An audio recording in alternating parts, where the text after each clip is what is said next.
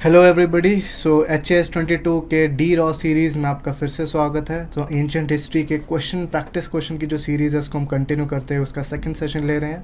लेकिन सबसे पहले आपको ये बता दें कि जो आपने PDF इसका लेना है, जो हमारी जो सीरीज़ हैं ये हमारी ऐप से आपको अवेलेबल हो जाएगा। इसमें HPAS प्रीलिम्स के सेक्शन में आपने जाना है और उसमें फ्री कंटेंट में फ्री रिसोर्सेज और कंटेंट वाले सेक्शन में आपको PDF ईज़िली अवेलेबल हो जाएगी, तो वो चीज़ आप ज़रूर करें। और ये जो हमारा PDF होगा आप इसको प्रिंट आउट भी निकलवा सकते हैं प्रैक्टिस के लिए, ठीक है। तो अब हम स्ट्रेट अवे स्टार्ट करते हैं। तो आज अपना टॉपिक होगा महाजनपद फेज़ से लेकर जितना भी अपना मॉडर्न एज तक जितने भी जो हमारा टॉपिक्स हैं उसके जो क्वेश्चंस हैं हम इसमें लेंगे। तो स्ट्रेट अवे हम स्टार्ट करते हैं यहाँ पे। सो फर्स्ट क्वेश्चन है, किन फॉलोइंग महाजनपद्स को आपने वेस्ट से ईस्ट अरेंज करना है। जैसे हमने पहली बात की है कि मैप्स के ऊपर काफ़ी फोकस आ चुका है अब, तो अगेन ये पहला क्वेश्चन जो स्टार्ट किया अभी मैप्स का ही क्वेश्चन है। तो महाजनपद जो हैं हमने इसको वेस्ट टू ईस्ट अरेंज करना है। तो सबसे जो वेस्ट में हमारा जो महाजनपद है डैट इज़ मत्स्य है, वो राजस्थान में पड़ता है महाजनपद, तो सबसे वेस्ट में होगा। उसके बाद है वत्स, ये सेंट्रल यूपी में पड़ता है, यूपी का सेंट्रल पार्ट, जिसकी कौशाम्बी कैपिटल थी, कौशाम्बी। मत्स्य की कैपिटल थी विराटनगर। ये वही विराटनगर है जहाँ पे जो हम महाभारत की स्टोरी पढ़ते हैं, जो पांडवास ने जो अज्ञातवास अपना जो बिताया था, ये वही विराटनगर है, वही मत्स्य किंगडम या महाजनपद की हम बात कर रहे हैं। उसके बाद है मल्ल, जिसकी कैपिटल है कुशीनगर। ये एक्चुअल में महाजनपद नहीं है, ये गण संघ है, मतलब कि महाजनपद से साइज़ में काफ़ी छोटा था और यहाँ पे काफ़ी क्षत्रिय फैमिलीज़ के जो लीडर्स थे वो कलेक्टिवली यहाँ पे रूल करते थे, ठीक है। कुशीनगर इसकी कैपिटल है जहाँ पे लॉर्ड बुद्धा की डेथ भी हुई थी। और सबसे जो ईस्टर्न साइड पे है डैट इज़ योर अंग, जिसकी कैपिटल थी चंपा। बंगाल वाले एरिया में ये जो महाजनपद है वो लाई करता था। और महाभारत के कैरेक्टर के हिसाब से अंगराज हम किसको कहते थे, जो महारथी कर्ण थे उनको बोला जाता था, ठीक है। So the answer will be 3, 1, 2, 4। थोड़ा सा ये कॉन्सेंट्रेट करने वाला सवाल है, तो सी इसका करेक्ट आंसर होगा। अब हम स्ट्रेट अवे नेक्स्ट क्वेश्चन पे चलते हैं। तो आप मैप सेक्शन को ज़रूर देखें, जो भी NCERTs में जो मैप्स हैं जो आपकी स्टैंडर्ड बुक्स में दिए हैं उनको नज़रअंदाज बिल्कुल भी ना करें। हम सेकंड क्वेश्चन पे जाते हैं। अभी अगेन बुद्धिज़्म के ऊपर सवाल है, बुद्धिज़्म की अभिधम्मा पिटक के ऊपर। इसके दोनों स्टेटमेंट्स हम यहाँ पे देखते हैं। तो पहला स्टेटमेंट है कि अभिधम्मा पिटक के अंदर 7 बुक्स हैं, और ये एकदम सही स्टेटमेंट है। अभिधम्मा पिटक जो है वो बुद्धिस्ट फ़िलासफ़ी के बारे में इनकी बुक है, और उसके अंदर 7 बुक्स हैं, 7 उसके पार्ट्स हैं, तो ये बिल्कुल सही स्टेटमेंट होगा। सेकंड है Kathavatthu is a part of Abhidhamma Pitaka, ये भी एकदम सही स्टेटमेंट है। कथावत्थु के बारे में अगर हम बात कर लें तो ये जो किताब थी वो 3rd बुद्धिस्ट काउंसिल के टाइम पे कंपाइल की गई थी। महान जो बुद्धिस्ट संत थे मोगालीपुत्ता तिस्सा, और इसका लिटरल मीनिंग है पॉइंट्स ऑफ कंट्रोवर्सी। अशोका ने भी यहाँ पे कुछ बुद्धिस्ट मॉन्क्स को वार्न किया था कि आप बिल्कुल भी प्रॉब्लम क्रिएट ना कीजिए बुद्धिज़्म में। तो ये जो किताब है वो उसी कंट्रोवर्शियल जो पॉइंट्स हैं उन्हीं के रिगार्डिंग बात कर रही है, जो बुद्धिस्ट संघ के बीच में आ चुके थे। तो दोनों स्टेटमेंट्स यहाँ पे ट्रू हैं, तो सी इसका करेक्ट आंसर होगा। नेक्स्ट क्वेश्चन पे चलते हैं। अब थर्ड क्वेश्चन है संख्या फिलॉसफी के ऊपर, संख्या स्कूल के ऊपर। अब इन जितने भी स्कूल्स ऑफ फिलॉसफी हैं इनमें से काफ़ी क्वेश्चंस आ रहे हैं, और कुछ डिफ़िकल्ट क्वेश्चंस भी हम यहाँ से देख सकते हैं, जिसमें हम पहला स्टेटमेंट पढ़ते हैं। Initially this school was atheistic in nature. कहने का मतलब शुरुआती दौर में जो संख्या फिलॉसफी है इसने गॉड के ऊपर कोई भी फोकस नहीं दिया, किसी भगवान के ऊपर ज़्यादा बात नहीं की, और एकदम सही बात है। बेसिकली इन्हें नॉलेज की बात की, और गॉड इनकी आर्ग्यूमेंट्स में बिल्कुल भी ज़्यादा हमें नज़र में नहीं आते थे। सेकंड है कि it accepts 3 out of 6 pramanas for gaining knowledge, ये भी एकदम सही है। इनकी हम किस दिन बाद में बात करेंगे एक्चुअली प्रमाण क्या चीज़ है। प्रमाण अगर बेसिकली मैं बताऊं तो ये है तरीके के किस तरीके से हम नॉलेज को गेन कर सकते हैं। फॉर एग्ज़ाम्पल एक है प्रत्यक्ष, जिसका मतलब है परसेप्शन। परसेप्शन 2 टाइप की होती है, एक्सटर्नल और इंटरनल। अगर मैं कोई चीज़ देख सकता हूँ, फील कर सकता हूँ, वो मेरी एक्सटर्नल परसेप्शन है, जो चीज़ में मेरा अपना एक्सपीरियंस है, तो खुद के एक्सपीरियंस को प्रत्यक्ष कहते हैं। इंटरनल एक्सपीरियंस होगा जो भी हम स्पिरिचुअल एक्सपीरियंस ले रहे हैं अगर हम बात करें। सेकंड है इसमें शब्द। शब्द का मतलब होता है वर्ड और टेस्टिमनी। किसी भी इम्पोर्टेंट किताब से आपने कुछ पढ़ा हो, किसी महापुरुष ने आपको कुछ बताया हो, तो वो भी एक नॉलेज गेन करने का बहुत अच्छा रिसोर्स है, बहुत अच्छा एक सोर्स है। तीसरा है हमारे पास इन्फ्रेंस। तो ये चीज़ें आपने याद रखनी है बिकॉज प्रमाण्स के ऊपर अक्सर सवाल आ जाते हैं। तीसरा है इन्फ्रेंस, दैट मीन्स अनुमान, अंदाज़ा। तो अंदाज़ा भी एक तरीका है, किसी चीज़ को स्टडी करके आपने वहाँ से कुछ कंक्लूजन ड्रॉ कर लिया, ठीक है, दैट इज़ इन्फ्रेंस, ठीक है, अंदाज़ा। अगर मैं बहुत ही कॉमन पार्लेंस में बोलूँ, अंदाज़े को हम इन्फ्रेंस बोलते हैं। तो इन तीनों तरीक़ों को संख्या स्कूल मानता है और एकदम सही स्टेटमेंट है। थर्ड है हमारा कि योगा स्कूल जो फ़िलॉसफी है इसके ड्यूअलिस्टिक आर्ग्यूमेंट से नहीं मेल खाता है, तो ये एकदम रॉन्ग स्टेटमेंट हो गई। संख्या फ़िलॉसफी में अगर हम बात करें तो दो कॉन्सेप्ट हैं जो बहुत ही इंपॉर्टेंट हैं। एक है पुरुषा, दूसरा है प्रकृति। कि दुनिया में जो भी चीज़ें हैं ये इन दो चीज़ों से बनी है, पुरुष और प्रकृति से। और आपको ये जानकर थोड़ा सा ताज्जुब और हैरानी होगी, जो योगा स्कूल ऑफ फिलॉसफी है वो सिर्फ आसन्स के ऊपर नहीं है कि मेडिटेशन कर लिया आपने, आसन कर लिए, वो इन पुरुष और प्रकृति और डीप फिलॉसफी की भी बात करता है। तो जो योगा स्कूल ऑफ फिलॉसफी है वो संख्या स्कूल का जितना भी हम मेटाफिज़िक्स की बात करें, डीप फिलॉसफी की बात करें, वो सारा उसको बोरो करता है। तो योगा संख्या कहीं ना कहीं सिमिलर स्कूल थे काफ़ी पर्सपेक्टिव्स में। तो तीसरा स्टेटमेंट गलत हो जाता है। तो पहले दो स्टेटमेंट्स राइट हैं and the answer will be A only. Next question पे मूव करते हैं। अब जैनिज्म में 7 तत्व थे। अब इन 7 तत्वों में से कुछ तत्वों को हमने क्या करना है, सीरियल वाइज लगाना है कि कौन सा पहले आता है और कौन सा बाद में आता है। अब हम बात करते हैं इसमें। जैनिज्म के हिसाब से अगर मैं आपको ब्रीफ में बताऊं, एक कर्मा थ्योरी है, कर्मा थ्योरी, जिसका मतलब है कि इंसान के अंदर जब कर्मा पार्टिकल्स रहेंगे तब तक उसकी आत्मा दूषित रहेगी, और हमारे अंदर कर्मा पार्टिकल्स हैं वो आते ही रहते हैं। तो सबसे जो प्रॉब्लमेटिक चीज़ है जैनिज्म के हिसाब से, जो हमें इस दुनिया के मोह माया में बांधे रखती है, वो कर्मा है। अब इससे छूटना कैसे, ये वो तरीके बताते हैं। तो इसमें स्टेप्स की हम बात करते हैं। तो पहला यहाँ पे है अशरफ। अशरफ का मतलब है कि हमारे अंदर कर्मा पार्टिकल्स आ रहे हैं, कर्मा पार्टिकल्स एंटरिंग। सेकंड है बंध, कि जैसे ही कर्मा पार्टिकल्स आ गए उन्होंने हमारे अंदर बॉन्डेज क्रिएट कर दी, हम मोह माया के चक्कर में फंस गए, क्योंकि कर्मा ही उसका प्राइमरी कॉज माना जाता है। तीसरा है कि अब हमें इस बंधन से मुक्त कैसे होना है। सबसे पहले और कर्मा पार्टिकल्स को अपने भीतर आने नहीं देना है, ठीक है, उसको बोलते हैं संवरा, स्टॉपेज। ये कर्मा पार्टिकल्स जो भी हैं वो हमारे अंदर कम से कम आ ना पाए। उसके बाद निर्जरा, कि अब जितने भी कर्मा हमारे अंदर बसे हुए हैं उनको बाहर निकालना है, एक्सपेलिंग, ठीक है। तो डैट मीन्स इसके बाद हमें मोक्ष प्राप्त होता है। तो ये एक स्टेप है, एक तरीका है आपको मोक्ष प्राप्त करने का जैनिज्म के हिसाब से। अब हम सही देखते हैं कैसा ये सीक्वेंस आता है। तो 4 1 2 3 इसका करेक्ट आंसर होगा, सी इसका आंसर बनेगा फिर से, ठीक है। तो ये अगेन जो डीप फिलोसॉफिकल चीज़ें हैं, जो इंपॉर्टेंट तत्वाज़ हैं, इंपॉर्टेंट कॉन्सेप्ट्स हैं, उनको पढ़ना बहुत ज़रूरी है। हालांकि हिमाचल में बहुत ज़्यादा एंशिएंट के ऊपर फोकस नहीं दिया गया है, बट यू नेवर नो, ये जो डिफ़िकल्ट क्वेश्चंस हैं इनका जो वेटेज है वो बिल्कुल बढ़ सकता है। अब हम 5th क्वेश्चन पे आते हैं। ये आजीविकास के ऊपर है, आजीविका जो फिलॉसफी थी उसके ऊपर है। पहला स्टेटमेंट देखते हैं। आजीविकास के हिसाब से आत्मा का जो हमारा जर्नी है उसको आप किसी भी तरीके से बदल नहीं सकते हैं। कहने का मतलब कि एवरीथिंग इज़ फिक्स्ड। आपको अगले जन्म में क्या मिलना है, इस जन्म में क्या मिलना है, पिछले जन्म में आप क्या थे या क्या नहीं थे, ये सारी चीज़ें फिक्स्ड होती हैं। और ये एकदम सही स्टेटमेंट है, क्योंकि आजीविकास के हिसाब से नियति करके एक चीज़ होती है जिसको हम किस्मत बोलते हैं, वही सबका सब कुछ तय करती है, ठीक है। तो पहला स्टेटमेंट एकदम करेक्ट हो गया। सेकंड हम देखते हैं कि जो टीचिंग्स ऑफ आजीविकास हैं ये लोटस सूत्रा नाम की किताब में मौजूद हैं, लेकिन ऐसा कुछ भी नहीं है, ये एकदम रॉन्ग स्टेटमेंट है। लोटस सूत्रा महायान बुद्धिज़्म की किताब है और इसका आजीविका से कोई भी लेना देना नहीं है।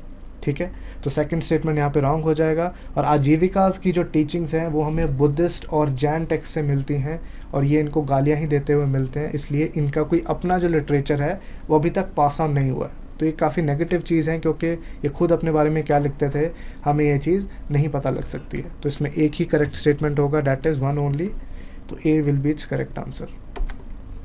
नेक्स्ट 6 क्वेश्चन हम देखते हैं। अजातशत्रु जो कि मगध के बहुत ही पावरफुल राजा थे, ये उनके बारे में क्वेश्चन है। कौन से इनमें से सही स्टेटमेंट्स हैं हमने वो देखनी है। तो पहला है कि उन्होंने रथ मूसल और महाशिला कंटक नाम के जो हथियार थे उनको इन्वेंट किया, ये एकदम सही है। आपने बाहुबली मूवी देखी होगी, उसमें वो जो बल्लाल देव होता है, ठीक है, वो अपने रथ के आसपास तलवारें लटका के जस्ट लोगों को रौंदता हुआ जाता है अपने रथ के साथ तीखी तीखी चीज़ें से लटका के, ठीक है। तो रथ मूसल भी वही चीज़ है, अपने रथ के साथ या तो तीखी चीज़ें लटका दो, इवन गदा भी लटका सकते हो, और उनको जस्ट दूसरी जो आर्मी है उनके ऊपर जस्ट चढ़ जाओ वो लगा के। तो डैट इज़ रथ मूसल, रथ वर्ड से यहाँ से क्लियर हो जाता है। महाशिला कंटक है एक बहुत बड़ी तोप जैसी चीज़, जिसमें पहले क्या होता था कि बड़े बड़े पत्थर दूसरी आर्मी के ऊपर फेंके जाते थे, ठीक है, बहुत बड़ी गुलेल की तरह आप समझ लो। सो एंशियंट टैंक की तरह आप इसको समझ सकते हो, वो भी इसी ने कहीं ना कहीं डेवलप किए थे, ठीक है। हम सेकंड स्टेटमेंट की बात करते हैं। पहला एकदम सही है कि वो महावीर और बुद्धा दोनों के कंटेम्प्रेरी थे, ये भी एकदम सही है, ठीक है। अजातशत्रु महावीर और बुद्ध के ही टाइम पे मौजूद थे। थर्ड स्टेटमेंट है कि he had fought against the 7 king alliance, जो कि अवंती किंग प्रद्योता ने लीड किया था, ये रॉन्ग स्टेटमेंट है। अजातशत्रु ने काफ़ी लड़ाइयाँ की अपने आसपास, लेकिन ऐसी कोई भी 7 किंग अलायंस के साथ उन्होंने कोई भी लड़ाई नहीं की, ठीक है। तो इसमें ए आंसर होगा। थर्ड जो यहाँ पे स्टेटमेंट है वो एकदम गलत हो जाता है। अब 7वें सवाल की बात करते हैं। अब यहाँ पे अपद धर्मा का क्या मतलब है? अपद धर्मा, अगेन ये टर्म के ऊपर एक बात की गई है। अपद धर्मा वो चीज़ है जो कोई भी वर्ण, कोई भी जाति, कोई भी एक इंसान जो किसी भी वर्ण या जाति को बिलोंग करता है, वो एमरजेंसी में कौन सा काम कर सकता है। सो वो ऑक्यूपेशन या वो जॉब जो आप एमरजेंसी में कर सकते हैं, दैट इज़ अपद धर्मा, ठीक है। तो अपद धर्मा से आपने याद रखना है, ये वो जॉब है जो कोई भी वर्ण का इंसान है वो नॉर्मल सर्कमस्टांसिस में नहीं कर रहा है, एमरजेंसी में कर रहा है, ठीक है। कि मान लो कोई मुसीबत आन पड़ी तो फिर आप उस टाइम पे क्या करोगे। फॉर एग्ज़ाम्पल जो ब्राह्मण्स हैं, खेती वो नहीं करते थे बहुत पहले, लेकिन अपद धर्मा के हिसाब से खेती वो बाद में उनको अलाउ कर दिया गया था, ठीक है। तो इसमें हम देखते हैं कि कौन सा इसमें सही आंसर बनता है। तो duties of a householder, बिल्कुल नहीं। The occupations profession that a person from a particular varna can choose during an emergency, एकदम सही। तो इसमें आपको जस्ट टर्म के बारे में पता होना चाहिए, तो आप आंसर एकदम सही निकाल लेंगे, और थर्ड और फोर्थ भी एकदम रॉन्ग हो जाते हैं। सो 20 का करेक्ट आंसर है। नेक्स्ट हम 8th क्वेश्चन पे मूव ऑन करते हैं। अगेन यहाँ पे भी फिर से एंशिएंट इंडिया में जो टर्म्स थी, संस्कृत या प्रकृत, उनकी बात की गई है। टर्म्स का जो इम्पोर्टेंस है वो बहुत ज़्यादा है, हमने पहले भी इसके बारे में डिस्कस किया है। सो टर्म्स को आपने अलग से नोट करना है और उनको बार बार से रिवाइज करना है। यहाँ पे है कार्षपर्ण, मसाका और ककनिका, किन चीज़ों को बोला जाता था एंशिएंट इंडिया में। तो सही यहाँ पे आंसर है कॉइनेज, ठीक है। कुछ कॉइनेज यहाँ पे सिल्वर के होते थे, कुछ कॉइन्स यहाँ पे कॉपर के होते थे। कार्षपर्ण जो था वो बहुत ही सबसे इम्पॉर्टेंट कॉइन्स में से एक था, और मसाका और ककनिका कॉपर कॉइन्स थे, छोटी डिनोमिनेशन के। तो ये कॉइनेज से इनका लिंक है, ठीक है। और ये महाजनपद टाइम पे बहुत ही फेमस वर्ड्स थे कॉइनेज के लिए। सो ए इसका करेक्ट आंसर होगा। अब 9th क्वेश्चन पे मूव ऑन करते हैं कि उत्तर पथ में कौन कौन सी सिटीज़ आती थी। उत्तर पथ एक बहुत ही फेमस ट्रेड रूट था, जैसे हमने पहले भी बात की है, बहुत ही फेमस एक ट्रेड रूट था जो कि नॉर्थ वेस्ट से आप कह सकते हो साउथ ईस्ट आ रहा है, पाकिस्तान के तक्षशिला वाले इलाके से बंगाल तक आ रहा है, वहाँ पे काफ़ी सारी सिटीज़ को कवर करता हुआ आ रहा है। सो तक्षशिला से चंपा तक, और उसके नीचे एक पोर्ट था तमरालिप्ति, वहाँ तक ये बहुत ही इंपॉर्टेंट ट्रेड रूट है जो आ रहा है, ठीक है। अब यहाँ पे हम बात करते हैं क्या श्रावस्ती, चंपा, हस्तिनापुर इसमें आते थे। तो यहाँ पे करेक्ट आंसर क्या होगा? यस, सारे के सारे सिटीज़ जो हमने डिस्कस किए हैं वो उत्तर पथ में आते थे, ठीक है। श्रावस्ती यूपी में है, ये भी उसका पार्ट था। चंपा बंगाल में है, ये भी उसका पार्ट था। और हस्तिनापुर दिल्ली के आसपास के इलाके को हम बोलते हैं, उसके पास एक सिटी थी। तो ये सारे के सारे उत्तरापथ में बहुत ही फेमस सिटीज़ थे, जिसकी वजह से इन सिटीज़ में काफ़ी पैसा और प्रोस्पेरिटी भी आए। तो इसमें डी आंसर होगा करेक्ट, सारे के सारे ऑप्शन इसमें करेक्ट हैं। 10th क्वेश्चन देखते हैं कि गण संघ के बारे में कौन कौन सी यहाँ पे जो स्टेटमेंट्स है वो सही हैं, हमने वो देखना है। So both Mahavir and Buddha जो थे वो गण संघ से बिलोंग करते थे, एकदम सही है। अब गण संघ क्या थे? गण संघ एक्चुअली में किंगडम्स थे जो कि महाजनपद से छोटे थे साइज़ में, और जिनको कोई एक इंसान या एक रूलर रूल नहीं कर रहा है। गण संघ को रूल कर रही हैं पूरी एक सभा, और उस सभा में लीडिंग क्षत्रिय फैमिलीज़ के लीडर्स बैठते हैं। आप इसको ऐसा समझ सकते हो कि कबीले के लीडर्स, कबीले के जो सरदार हैं, वो कलेक्टिवली इसको रूल कर रहे हैं। इसको हम डेमोक्रेसी नहीं समझ सकते, इसको हम एरिस्टोक्रेसी समझ सकते हैं। इसको डेमोक्रेसी या रिपब्लिक कहना एक बहुत ही एक गलत टर्म होगी। सेकंड स्टेटमेंट देखते हैं। गण संघ में जो पावर थी, जो हमने अभी बात की, वो एक एरिस्टोक्रेसी के हाथ में होती थी, जो कि लीडिंग क्षत्रिय फैमिलीज लीड करते थे, जो हमने अभी बात की। तो दोनों स्टेटमेंट्स इसमें करेक्ट हैं, सी इसका करेक्ट आंसर होगा। अब 11वां सवाल है, जो 13 पंथ और 20 पंथ जो सेक्ट हैं वो कौन से रिलीजन से एसोसिएटेड हैं? क्या ये कोई कबीलाई रिलीजन है, दिगंबर जैन है, श्वेतांबर जैन्स को बिलोंग करते हैं, या फिर वज्रयान बुद्धिज़्म? तो इसका करेक्ट आंसर है बी, दिगंबर जैन्स। तो 13 पंथ और जो 20 पंथ हैं वो दिगंबर जैन्स के अंदर सब सेक्ट्स बने हुए हैं, ठीक है। तो ये चीज़ आपने याद रखनी है, बिकॉज 2018 के यूपीएससी में अगर हम देखें तो सब सेक्ट्स भी कभी कभी आ जाते हैं एग्ज़ाम में, ठीक है।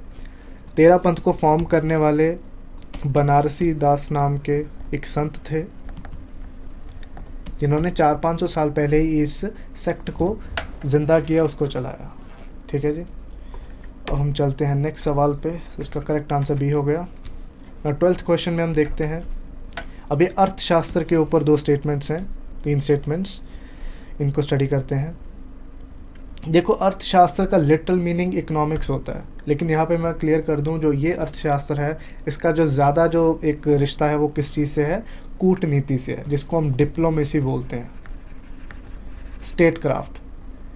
ये बेसिकली जो अर्थशास्त्र है वो किसी की हिस्ट्री नहीं बता रहा है।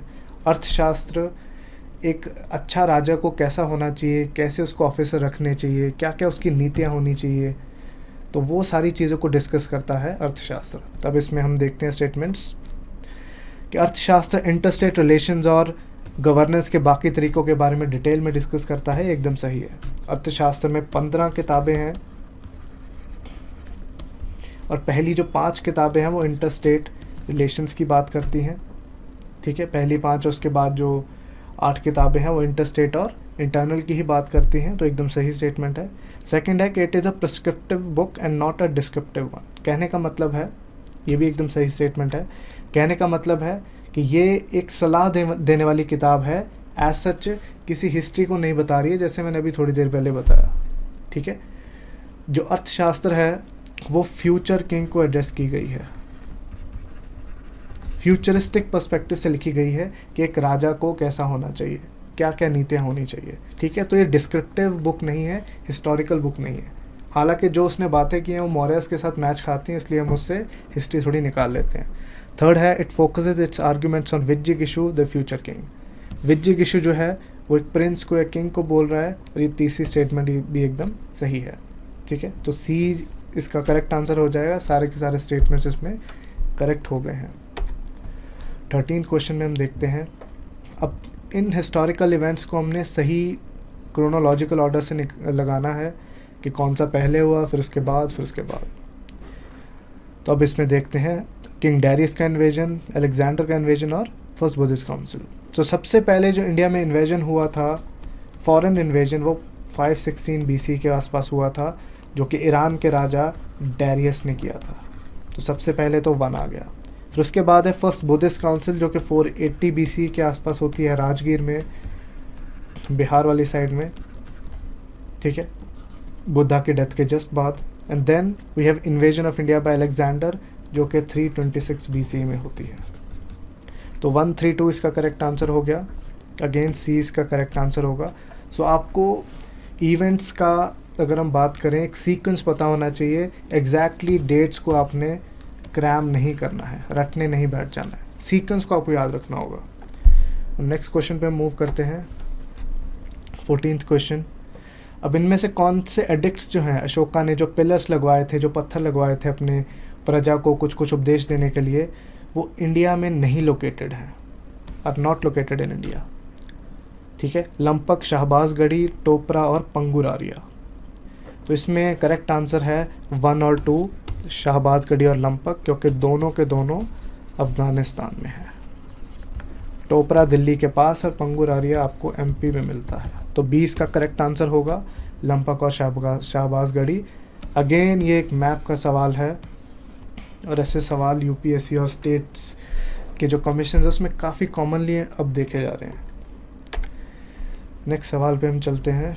संस्था और संचार किस डिपार्टमेंट से रिलेटेड है जब हम मौर्यन एम्पायर की बात करते हैं? अब संस्था संचार से आपको लग रहा होगा कि इसका मार्केटिंग से कुछ लेना देना है, क्योंकि संस्था अध्यक्ष नाम का एक ऑफिसर होता था, वो मार्केट ऑफिसर होता था। लेकिन यहाँ पे संस्था और संचार एक्चुअल में एस्पाइनेज डिपार्टमेंट से है। कहने का मतलब स्पाई डिपार्टमेंट, डिटेक्टिव वाला डिपार्टमेंट। संस्था वो होता था जो स्टेशनरी था, कहने का मतलब जो उसी शहर में रह के जासूसी करता था वो था संस्था, जिसको हम स्पाई बोलते थे। और जो संचारा वाला था वो था मूविंग, वो अलग अलग इलाकों में जाके क्या करता था, अपनी पूरी मुखबिरी करता था और एस्पेनेज का काम करता था। तो डी इसका करेक्ट आंसर होगा। ये एक्चुअली जासूसों की कैटेगरीज है जो मौर्यन एम्पायर ने पूरा जासूसों का जाल बिछाया हुआ था।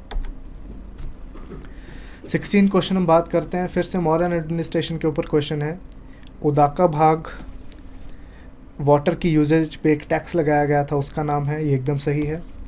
सेकंड है कि अर्थशास्त्र प्राइवेटली ओन्ड लैंड्स की एग्जिस्टेंस को नहीं मानता, जो कि बहुत गलत स्टेटमेंट है, क्योंकि अर्थशास्त्र के हिसाब से लोगों के पास अपनी प्राइवेट ज़मीनें थी और प्राइवेट ज़मीनों को आप कैसे बेच सकते हैं, उनको मॉर्टगेज कर सकते हैं, गिरवी रख सकते हैं, वो सारी डिटेल्स यहाँ पे अर्थशास्त्र में दी हुई हैं। तो सेकंड स्टेटमेंट यहाँ पे रॉन्ग हो गया। थर्ड है कि Antapala were the official responsible for guarding the empire's borders. ठीक है, ये एकदम सही स्टेटमेंट है। अब यहाँ पे हमने इनकरेक्ट देखना है। दो हमने स्टेटमेंट देखी कि करेक्ट हैं, ठीक है, और जो सेकंड वाली है वो इनकरेक्ट है। तो यहाँ पे आंसर हमने क्या देना है, इनकरेक्ट कौन सा है। तो यहाँ पे आंसर क्या हो जाएगा, सी, कि 2 ही यहाँ पे इनकरेक्ट स्टेटमेंट है। ठीक है, ये फिर से मौर्यन एडमिनिस्ट्रेशन के ऊपर सवाल था। अगेन यहाँ पे उदाका भाग, अंतपाल जैसी जो टर्म्स हैं इनका रिविजन काफ़ी इंपॉर्टेंट हो जाता है। 17 क्वेश्चन की हम बात करते हैं। ये धम्मा पॉलिसी के ऊपर क्वेश्चन है जो कि अशोका ने लागू किया था, जो कि अपने टाइम की एक बहुत ही एक प्रोग्रेसिव चीज़ थी। उसके ऊपर क्वेश्चन है कि it was a movement to spread Buddhism in India. ये एक रॉन्ग स्टेटमेंट है। धम्मा पॉलिसी एक्चुअली में एक सेकुलर पॉलिसी थी जिसमें सोशल एथिक्स या फिर पीस एंड टॉलरेंस की बात की गई थी। सेकंड है कि it was a social ethic policy geared towards attaining tolerance in the society. यही एग्जैक्टली इसको डिफाइन करता है कि जो धम्मा पॉलिसी है वो टॉलरेंस एंड पीस को फैलाने की बात करता है। तो सेकंड स्टेटमेंट यहाँ पे करेक्ट हो गई। थर्ड स्टेटमेंट है it advocated respecting both Shramanas and Brahmanas. ये भी एकदम सही है। चाहे कोई ब्राह्मण है वैदिक संस्कृति को फॉलो करने वाला, चाहे कोई नॉन वैदिक सेंट है, सबकी रिस्पेक्ट करने के लिए धम्मा पॉलिसी में दिया हुआ है। तो यहाँ पे 2 और 3 करेक्ट स्टेटमेंट होगी, तो 20 में सही आंसर हो जाएगा। 18 क्वेश्चन के ऊपर अब हम चलते हैं। अगेन ये मौर्यास के ऊपर सवाल है कि मेगास्थनीज के हिसाब से Chandragupta Maurya Alexander the great से मिला था। ये सही स्टेटमेंट है। मेगास्थनीज ने जो किताब लिखी थी उसका नाम था इंडिका। हालांकि ये जो किताब है अब ये लॉस्ट हो चुकी है, हमारे पास नहीं है, लेकिन काफ़ी लेटर जो राइटर्स हैं उनके रेफरेंस के हिसाब से ऐसी घटना हुई थी। सेकंड है कि Buddhist text such as Mahavamsa describe Chandragupta कि वो क्षत्रिय थे, और ये भी एकदम सही स्टेटमेंट है। महावंशा और दीपावंशा की अगर हम बात करें, ये श्रीलंका की बुद्धिस्ट बुक्स हैं। श्रीलंका वो कंट्री जो आजकल बहुत ही बुरे हालातों से गुजर रहा है, उसका भी काफ़ी एक रिच हिस्ट्री है बुद्धिज़्म में। तो दीपावंशा एंड महावंशा श्रीलंका की किताबें हैं और वो चंद्रगुप्त को क्षत्रिय ओरिजिन का बताते हैं। हालांकि बाकी टेक्स्ट जो मोस्टली हैं वो उनको शूद्रास का लेबल देते हैं। तो दोनों स्टेटमेंट यहाँ पे करेक्ट हैं, तो सी इसका करेक्ट आंसर हो जाएगा। 19 सवाल पे हम चलते हैं। अब इन मॉडर्न रूलर्स को आपने सही क्रम में लगाना है। अब आप में से हो सकता है इन रूलर्स का नाम आपने ना सुना हो। ये अशोका के बाद जो 3-4 रूलर्स आए थे, ये उनकी बात बेसिकली की गई है। अशोका के बाद आने वाले जो इमीडिएट मौर्य रूलर थे वो थे दशरथ। दशरथ के बाद आए थे संप्राति। ऐसा माना जाता है कि संप्राति के टाइम पे मौर्यन एम्पायर डिवाइड हो गया था 2 भागों में। फिर उसके बाद आते हैं शलीशुका, जो इसमें हमारे क्वेश्चन में नहीं है, लेकिन फिर भी मैं चलो आपको बता रहा हूँ। And then comes Devavarman. तो ऐसे जो कुछ रूलर्स हैं, इनकी क्रोनोलॉजी आपसे पूछी जा सकती है। अशोका, बिंदुसारा, चंद्रगुप्त मौर्य के बारे में हर कोई जानता है, लेकिन ऐसे सवाल भी हमें आ सकते हैं। उसका करेक्ट आंसर होगा 213, तो 20 का राइट आंसर हो जाएगा। अब लास्ट क्वेश्चन आज के सेशन का, इनमें से कौन सा शहर जो है वो के प्रोविंशियल कैपिटल मौर्यन एम्पायर का नहीं था। मौर्यन एम्पायर के 4 प्रोविंशियल कैपिटल्स थे। तक्षशिला नॉर्थ वेस्ट में, पाकिस्तान वाली साइड, उज्जैन वेस्टर्न कैपिटल जो कि वेस्टर्न एमपी में है, सुवर्णगिरी कर्नाटक आंध्र प्रदेश वाली साइड पे साउथ में अगर हम देखें, देन टोसाली जो कि उड़ीसा में। तो चारों दिशाओं में के कैपिटल्स उन्होंने बनाई हुई थी। ठीक है, इनमें से जो विदिशा है वो नहीं आता है, बाकी के सारे कैपिटल्स थे। ठीक है, तो 20 का करेक्ट आंसर होगा। तो आई होप आपने आज का सेशन एंजॉय किया, आपने काफ़ी कुछ सीखा। प्रैक्टिस करने के लिए आप अलेक्सिस का प्रिंट आउट ले सकते हैं, फिर से इसकी प्रैक्टिस कर सकते हैं। तो आई होप आपने आज का सेशन एंजॉय किया। फिर से अगले सेशन में मिलते हैं। जय हिंद।